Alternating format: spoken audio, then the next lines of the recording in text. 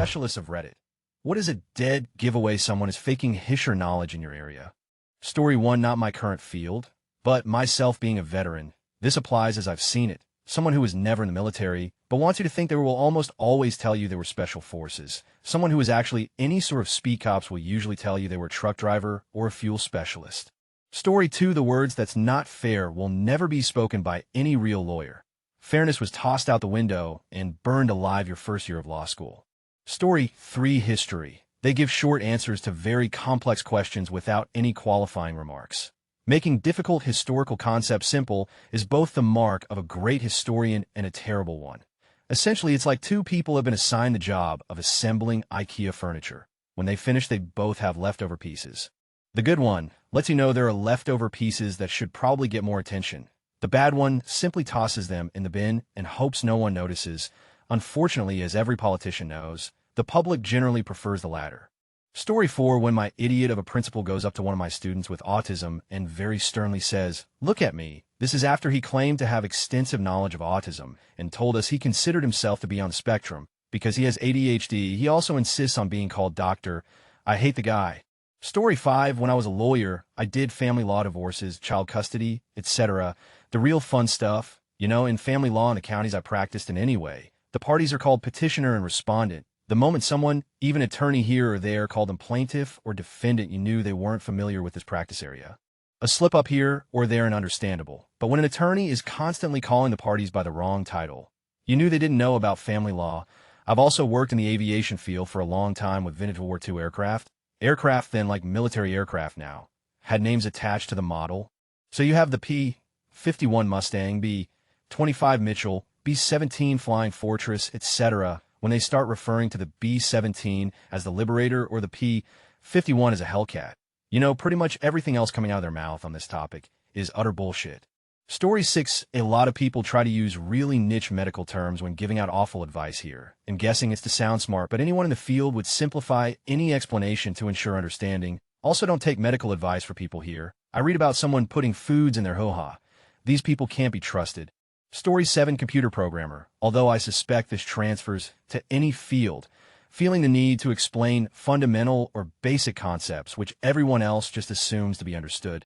If you launch into a lengthy explanation of any concept that even a fresh grad should be able to understand, that raises all kinds of red flags if you're meant to be even moderately experienced, especially if it's presented in a way that makes it appear that you believe that you are explaining something that others might not know. That suggests that this information is the frontier of your knowledge. Story 8, I've had people tell me there's no difference in the skeletons of different ethnicities after claiming to have a relevant degree. Mate, it's like one of the first things you learn. You can tell with a high level of confidence what ethnicity someone was based on their teeth alone, for Christ's sake, let alone the skull. Story 9, chemistry. Some things just don't happen, like chlorine spontaneously evolving from chloride. And when people intimate, there is a small chance of something occurring when there is zero chance of it occurring. It is very obvious to someone who knows better.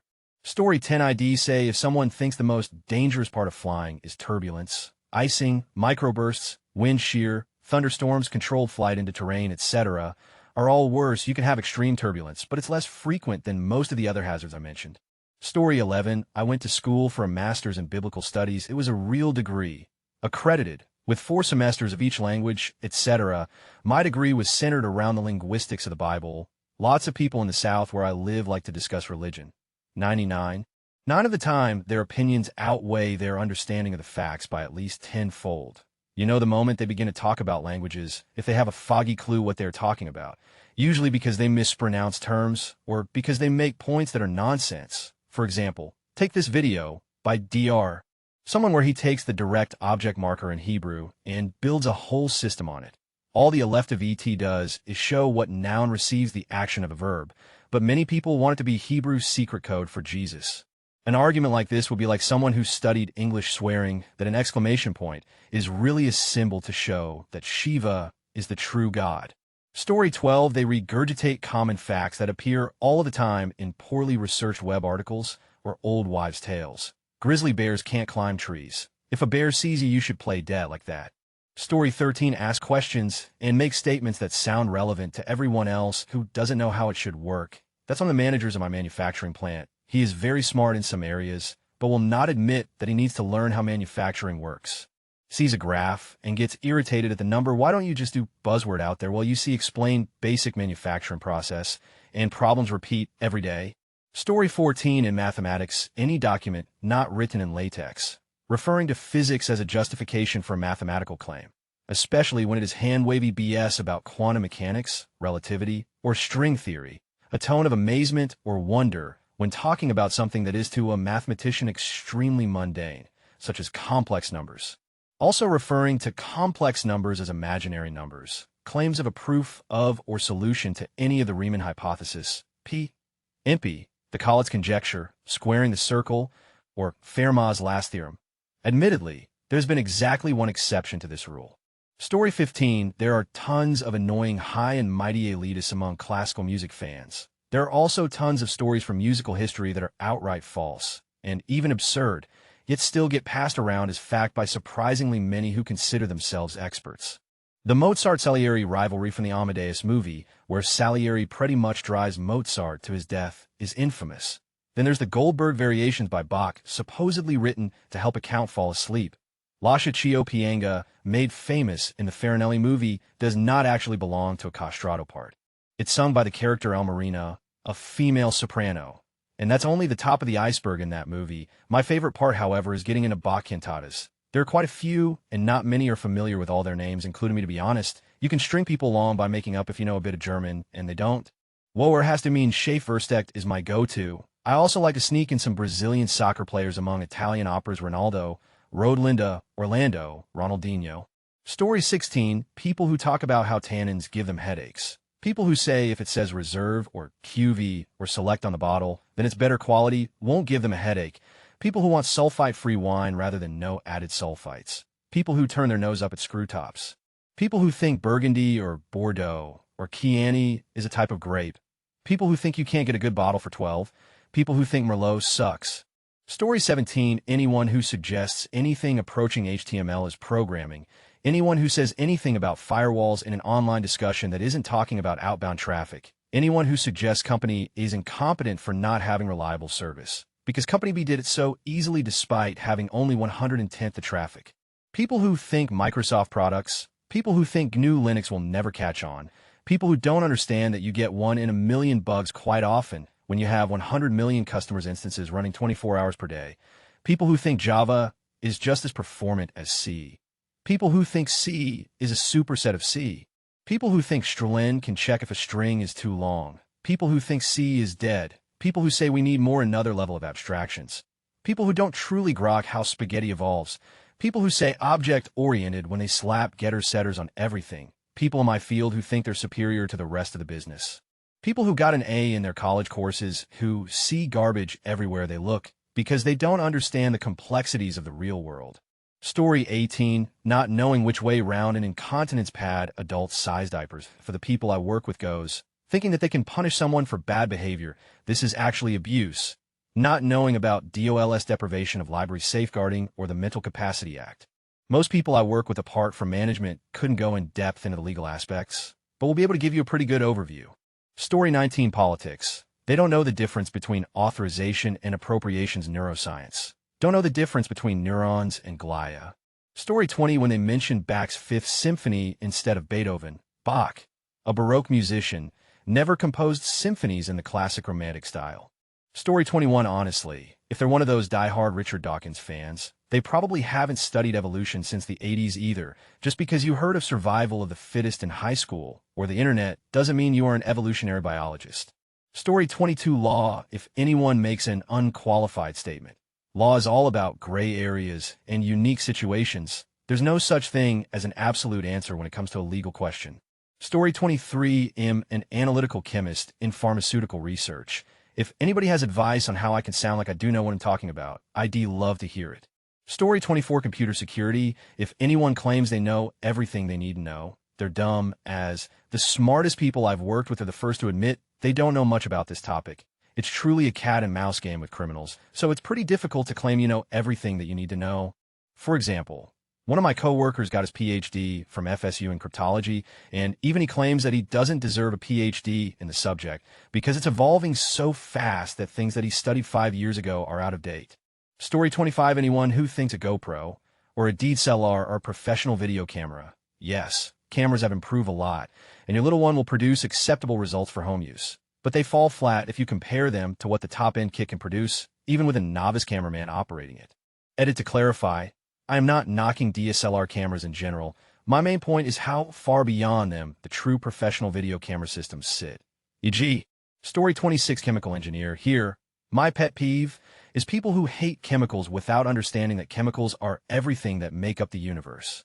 Upon being told I specialize in organic chemistry, but I thought organic meant it didn't have any chemicals. Our hair salon is all natural, which means we use no chemicals. Yeah, ID loves some antimatter hair dye. Thanks, XYZ contains toxins. Yeah, which toxins, which specific toxins, at what levels? Because even plutonium has safe exposure levels. Do you eat bananas because you've been exposed to radioactive potassium K40? Also, fluoridated water and radioactivity are naturally occurring. Once a guy in a bar told me that chemists are the most evil people in the universe because you don't care about poisoning children for profit. Chemophobic naturopaths bother me to no end, especially the middle-aged housewives who want to avoid vaccinating their children because chemicals, or ignorant celebrities like the food babe kill me, who vilify GMOs and science that they refuse to even try to understand. Story 27. When they say they could write a script better than the writer of a bad movie, Storytelling is something people spend years studying and mastering. Doctor, it's pretty easy to figure out when someone is talking out of their depth. I'm just a resident, and sometimes what I think I'm learning the most is the border of my knowledge. However, a surprising amount of medical advice provided by non-physicians is completely anecdotal and not evidence-based. Sometimes it's dangerous, such as a recent newborn, febrile at birth, mom with no prenatal history, and doula at bedside, giving her strong recommendation against empiric antibiotics. In addition to recommendation against vaccines, vitamin K, which mom changed her mind when I mentioned it's made from kelp, and erythromycin ointment. I also get the occasional advice from doctors of naturopathy and chiropractic. One indeed hilariously suggested that Tylenol causes autism.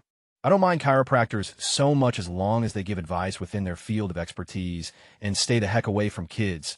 Occasionally, I mean an impy who doesn't know what the he or she is talking about, but that's rare. Obvious signs include a bevy of unnecessary tests. Seriously, an MRI for a URI? Story 28. I'm a civil engineer.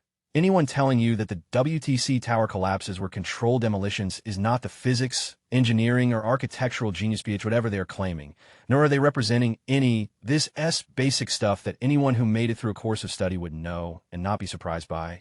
The list of architects and engineers for 911 Truth hasn't really grown in numbers since 2008 when I first checked it. So that's also a huge red flag. I actually had a nuclear physicist claim that I was trying to blind him with science when I critiqued his research paper on the subject. The paper featured bad high school Newtonian physics to claim the towers should have tipped over like trees. So definitely not an actual physicist of any sort, because a physicist would know about advances in physics beyond the 17th century. Story 29. Not my current field, but something I have a lot of background in. Basically, when people claim to be all about conservation and being eco-friendly, etc., anything in that ballpark really, it's really easy to tell because they'll say something that sounds legit to the public, but is ridiculous to any actual conservationist.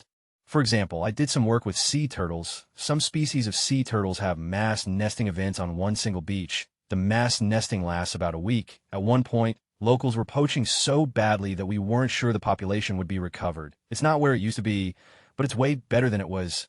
They lay so many eggs that the nests created earlier in the week end up getting destroyed. That being said, the WWF made an agreement with the locals. As long as they don't poach, they can collect the eggs early in the week that would normally just get destroyed. Not long ago, the internet caught wind of this.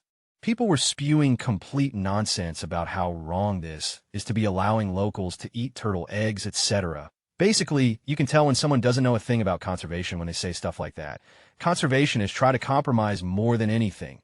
This is also why hunting is okay, as long as you have the proper permits, etc. Story 30. Anyone who gives you any sort of definite answer is not a lawyer. If someone refuses to 100% commit to something basic, they may be a lawyer. If you ask someone if the 24-hour Walmart is open, and they say probably they might be a lawyer. Story 31. In high school, I was in a TeamSpeak server with a few friends, and a friend of a friend started talking about his computer's new carburetor. I hadn't really been paying attention, but as soon as that guy left, the friend we had in common burst out laughing about it. Story 32. 1.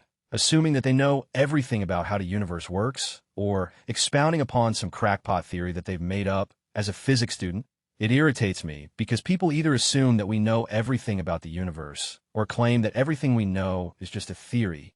Also, touting things which are less likely than me spontaneously teleporting to the other side of the universe is possible in the normal sense, too.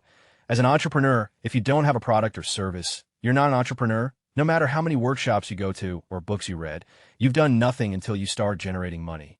If you can't show me a product, I can't show you an investment. Story 33. Some stuff from physics and mathematics. Anyone who says something about wave-particle duality probably has no idea of quantum mechanics. The same goes for anyone claiming that quantum entanglement allows instantaneous communication. Also, if somebody talks about how some mystic phenomenon goes, the afterlife, feeling your significant other over long distances, or something about life energies or similar things could be explained as quantum effects, he's wrong. If somebody is telling you that quantum computing is better because you can compute many operations parallelly because you can compute on a superposition state, he's wrong. If that was true, we could also just use probabilistic computers. Anyone trying to highlight contradictions in general relativity using the laws of special relativity doesn't know about either. Anyone who claims to have a vivid grasp of quantum mechanics, quantum field theory, string theory, or related fields most probably doesn't even know the basics. The same goes for anyone claiming to understand thermodynamics, especially if they claim that the irreversibility cannot be justified from many-particle physics. Anyone who refers to the Higgs boson as God particle. If you say this among physicists, you will assume to be an idiot. People crying about the lack of experimental tests for theories of quantum gravity, such as string theory, probably don't know about the topic. Anyone who claims that a theory of everything will actually explain everything is wrong. Anyone who claims that the LHC is dangerous because it can create black holes is an idiot. People referring to calculations as mathematics, this guy, can multiply big numbers without calculators. He must be a math genius, have no idea what mathematics is about. People talking about Dell's theorem in a context, which is not mathematical logic, probably don't know what they're talking about at all. If somebody tells you that the sum over all positive integers is minus 112, he's wrong, unless he uses some of the words regularized, analytic continuation, Riemann zeta function, or SMTH similar. People who claim that 999 is not one never had a basic course in analysis and are therefore not qualified to talk about maths. Anyone who claims to have an elementary proof for Fermat's last theorem most probably doesn't. The same goes for the Goldbach conjecture. Many people who don't know basic statistics confuse correlation and causal dependence.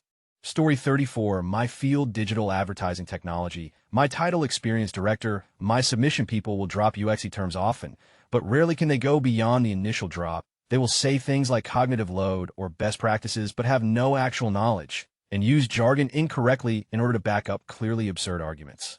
I can almost always shut them down in one or two sentences like, this is my house, my team, and the guy, don't come in here, don't come into my house and tell me how to run it. Down here, I make the rules. Story 35. In anything related to computer science or robotics, we need more computing power to run this in real time. To anyone that have minimal knowledge, real time means that you know how long something will take and guarantee it. A typical example is the airbag system of a car, where you want it to go swash-pray-seely in the time window of between X and Y microseconds after the sensor indicates a crash, not too early and not too late. Don't ask me about airbags, as I don't know anything about them. This is just the typical textbook example that is not too complicated. Basically, if you promise to show up at my house text February 28th, 2022 between 1530 and 1545, then that is real time.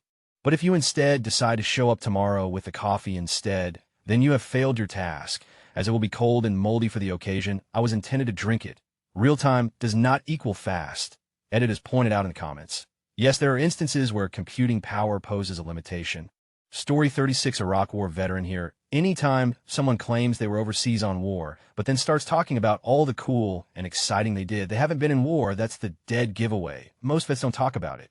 Ever know someone for a few months or longer, then all of a sudden you find yourself saying something like, Shane, didn't know you were in Iraq. Yes, because they don't want you to know. Then there are the guys who claim they were overseas and they are annoying. They can't wait to pretend talk about their war experiences to complete strangers. We were ambushed, and I was one of 6 guys that survived. They go into great details, but can't remember the names of the brothers and sisters they lost. They just continue on about how awesome and fun their experiences were, and they seem fine and didn't come back with any mental issues. Yeah, they're full of Story 37. In a higher-end professional kitchen, I hear it occasionally. People trying to throw around the few traditional French terms they know to prove they're classically trained. I had one guy offer to chiffonade rosemary for me. The word chiffonade means little ribbons in French and is typically used to thinly slice leafy greens. I just laughed it off and said I'd take care of it. Story 38. I work for a certified professional dog trainer. We get a lot of clients who think they're smarter than her. While I watch Caesar Milan, I read an article once. This puppy is trying to dominate me. Caesar is trash. Anyone can write articles that hold dominance has been proven again and again to be false. Story 39. Registered dietitian here. Everyone on the internet is faking. Seriously, nutrition information is like some kind of drug for people. They get a little bit, then they go crazy down convoluted lines of reasoning, not understanding that they can't see the whole picture and that 99% of the time what works for one person is completely inappropriate for someone else. I am so sick of hearing the bro science and CrossFitters, it has almost made me give up. Story 40. In construction. Usually when someone makes reference to pouring cement, it's concrete. Cement is an ingredient in concrete, along aggregate rocks and water.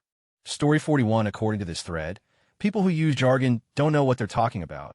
Also, according to this thread, people who don't know the jargon don't know what they're talking about. Well, which is it? Story 42.1. Classical music.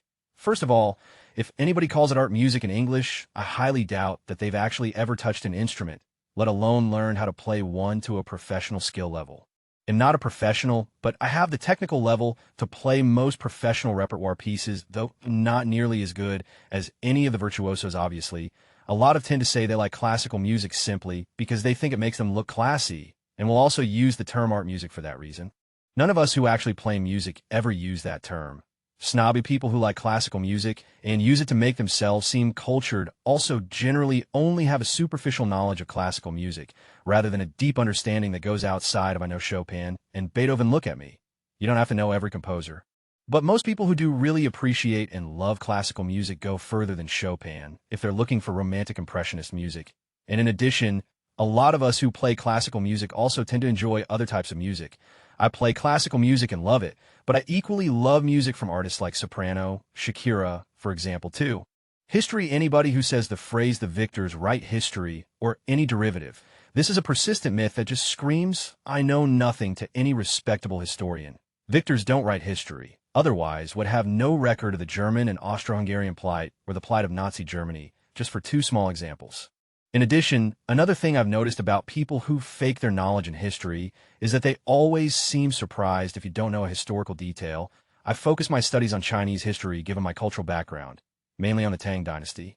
Ask me about any of the emperors of the Tang Dynasty or the general trends and culture from that era, and I can probably give you an excellent reply. If you ask me about something like the third Sapa Inca of the Incan Empire, though, they'll have no idea about it. Real historians understand that we have a lot to study, and everybody has their own areas of expertise. People who like to act like they know the field will be surprised if this small detail, or even major detail in the country's history escaped you. Just because I don't know about the last ruler of the Sokoto Caliphate doesn't mean I'm not a historian. 3. Languages. This one probably bugs me the most. I've noticed a lot of people tend to say, particularly about my native language, that it's super hard, not worth the time, the tones are too difficult, etc., and it never fails to me off. Almost always, it's the words of somebody who has never spent an hour even trying to learn Chinese, or spent a few days and then gave up immediately. A lot of people who pretend to know about languages will give advice based on prestige rather than an actual analysis of the language. There's also other where they try to assert mysticism to the origins of Yiddish, for example, or make assertions about a connection in a group of language families between two continents despite there being little actual proof and that it's not accepted in the general community. If somebody asserts that a language is hard or weird without relativity and context, they're generally saying what they're talking about. My language doesn't have plurals and articles, so anybody who has studied Chinese knows that it gets along completely fine without the need for tenses, plurals, or articles. In addition, I also find it extremely annoying when people tell me that my native language, Shanghainese, is not a real language and is just a dialect of Mandarin. You would be surprised how many people claim stupid like that without knowing what Shanghainese actually sounds like, or even is. Also with their assertion of Weedle language is. Story 43. I'm no expert in audio engineering, but I know enough to get by and keep myself and my band from sounding like if it smells like someone at the board has no idea what they're doing. During conversation, it'll start sneaking in the names of the more ridiculous drum rudiments. How's the pataflafla? Not good. Have you ratamaked it? And it hasn't paradiddle-diddled? Story 44, I majored in history, with a focus on the history of the Middle East after World War I and the history of Islam. You know someone is full of when they say anything other than I'm ignorant about what's going on over there. Literally no one knows what they're talking about, even people from the Middle East. Story 45, when someone says they know Photoshop completely. Photoshop is 10 knowledge and 90 creativity. There's no end of possibility with that software in graphic designing and photo manipulation. Same thing can be achieved by like 10 different ways. You can't not only remember every possible way. It's about how much you have grip of that thing and how often you work on it. Story 46, not a specialist or even qualified, but I work in the criminal justice system in UK and have an interest in medieval history. The minute someone starts quoting Magna Carta in their defense or claiming to be a freeman of the land, I know a conviction is coming. The original Magna Carta was revoked, canceled within 3 months of its original issue, and has nothing to do with your speeding ticket for doing 60 miles per hour and 30 miles per hour. Story 47, trial attorney here. We don't frequently encounter non-lawyers pretending to be attorneys because it's illegal, but it's incredibly common for new attorneys to very confidently express opinions about things law online. The best sign that an attorney is new is that they will offer war stories, i.e., stories about crazy law that has happened. All young attorneys can't help themselves. Experienced attorneys never talk about their cases. Story 48, when recommending books for children, they list classic books instead of contemporary books. Stop that. Don't you think the 100 years since Alice in Wonderland, we would have developed educational literacy just slightly, for crying out loud? At least recommend Harry Potter if you're too dumb to know about John Flanagan or Rick Riordan. Better yet, take the kid to the library and talk to someone whose master's degree applies to the question, instead of trying to remember books you've heard of because you've never read anything in your life. Story 49, microbiologist with a virology major. When you talk about antibiotic resistance or a new virus being discovered, don't try and blag knowledge. I can tell when it comes from Plague Inc. Story 50, when I worked in civil construction, road building, parking lots, etc., we always assumed that the guys with ticket certifications were bad at the work. The reason for this is most people ticketed were from the oil field and never had to actually do any fine grading work. We were usually right. Story 51, materials science. People who interchange hardness, strength, and toughness. All three have specific, different meanings. Magnets, people who charge magnets or talk about how much energy they have, or who implant them under their skin. Poker string bettors, they'll see your 20 and it'll raise you 10. And yes, I deliberately picked that stupid raise increment. Also, slow rollers, I have 2 pair of 10s. Story 52, if you think one economic school of thought is the perfect answer to every single problem we face, you either 1, don't work in economics at all, or 2, only do research and no real-world application modeling. Economics is more complex than any one school can fully encompass.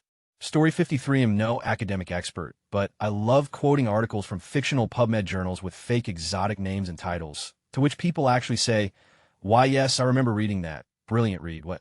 Story 54, I once worked at a company where our IT guy said our Macs weren't working on the network because we saved some files in Photoshop in index color mode. I'm no networking guru, but our small team of multimedia developers just looked at him with our jaws gaping in disbelief. Man, that place was nuts. They eventually laid all of us off, but the client I helped win had its very powerful lawyers get us out of our non-competes. They continued to work with the majority of our small team as contractors until the work was finished, screwing the company we all used to work for, memories.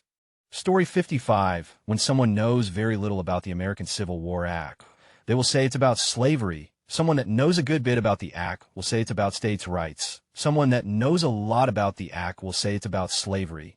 Story 56, not exactly what you're asking about, but in Silver Linings Playbook, the actors both pronounce the medication trazodone as trazodone, but every psych client I've seen all know it's pronounced trazodone. As a former psych hospital kid myself, it immediately took me out of the story. Story 57, anthropology, archaeology. I love dinosaurs. Let me tell you about Triceratops, ancient aliens, Eric von Daniken, puffy hair guy from the History Channel. Indiana Jones, Lara Croft, on the African savannah, arrowheads, bragging about looting stuff without understanding that they are looting. Use of the term primitives or savages. Story 58, this might be a dead UK giveaway. But accent. A classmate who came from a wealthy background once demanded to know why my father would talk like that to her parents, like she was offended that being a working-class Scottish accent. Story 59, not being able to properly calculate the potential to emit of an air pollution source. Everything we do is based on that. And the math is actually quite simple, but some people just can't do it even though they claim to have all kinds of air pollution control permitting experience. Story 60, when they say, I work in healthcare rather than specify what they do. Also, when they try to use medical jargon and mispronounce words horrendously. Also, when the word WebMD comes up. Story 61, pointing at an insect without wings and sunlight, and saying termite, talking about using a higher than label rate on an off of label insect. But honestly, most of the knowledge in pest control is not continuous or contiguous. Lots of chemicals have various rates for control, etc. Application rates can be 3 to 5G per thousand. I've done too, and a good third of a reliable application has specifically to do with your skill in that method. It's all kind of voodoo after the label. My most common joke is that the foul odor additive isn't cheap, but it lets my customers know I've done the job, so is worth it. PC may be the only industry on Earth that measures granular material in fluid ounces to mix per metric ton of water. Story 62, I'm not a specialist, but I studied political science in college, and I feel like it's really easy to tell when someone with little political science knowledge is talking about politics. Thinking that any economic problem has a simple solution is a terrible sign. Unemployment, wealth inequality, inflation. These are complicated issues. Markets are incredibly complex, and the people trying to solve economic problems are not idiots or evil. I'm not saying they are right, but if you haven't pored over the research yourself, you shouldn't assume that there's an obvious solution. For example, I support an increased minimum wage, but the effects that something like that has are not going to be positive across the board. Anyone who tries to tell you they have a silver bullet solution for the economy is either stupid or is trying to play you.